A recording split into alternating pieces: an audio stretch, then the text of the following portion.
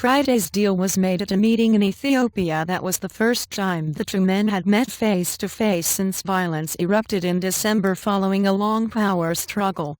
Kiir and Machar, both Christians, shook hands and prayed together. And the men agreed that a transitional government offered the best chance to take the country towards elections next year, though there was no immediate decision on who would be part of an interim administration. And, now that we have come to our senses, dialogue is the only answer to whatever problem we had, Kiir said after a signing ceremony in Addis Ababa's presidential palace. We will continue to move in the right direction. And the truce will take effect within 24 hours, and both sides agreed to disengage their forces and refrain from any provocative actions, said Seyoum Mesfin, lead mediator from the regional IGAD grouping. And today's agreement to immediately stop the fighting in South Sudan and to negotiate a transitional government could mark a breakthrough for the future of South Sudan, U.S. Secretary of State John Kerry said in a statement. And a previous ceasefire accord struck in January swiftly fell apart, with each side blaming the other for fighting that has exacerbated deep-rooted tensions between Kiir's ethnic Dinka community and Machar's inner group. And Western powers had demanded a new deal. Kerry and UN Secretary-General Ban Ki-moon had both visited the Texas-sized country in the past week, part of a diplomatic push by regional and world leaders still haunted by Rwanda's 1994 genocide. And I saw with my own eyes last week the stakes and the struggles in a new nation we helped courageous people create. The people of South Sudan have suffered too much for far too long, Kerry added in Friday's statement.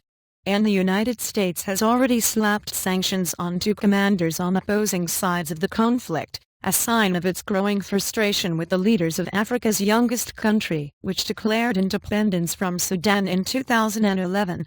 And cranking up the pressure ahead of the Friday's meeting, the European Union also threatened sanctions against anyone blocking the peace effort. An interim government and fighting erupted in South Sudan's capital Juba in mid-December between soldiers loyal to Kiir and those backing Machar, and quickly spread across the country. And Kiir's government at the time accused Machar of treason, a charge again denied by the rebel leader, who on Friday swapped his military fatigues for a dapper suit. And thousands of people have been killed and more than 1 million forced from their homes. Troops on both sides have committed murder, rape and other sexual abuses, a UN report said. And the unrest has caused oil output to be cut by a third to 160,000 barrels per day.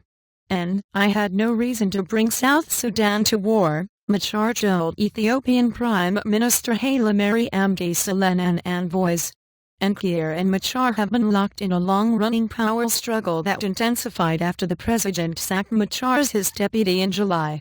And negotiators from the two sides will now hammer out the terms of an interim government that will guide the country of 10 million people to elections in 2015, the agreement said. And those discussions may be hard-fought.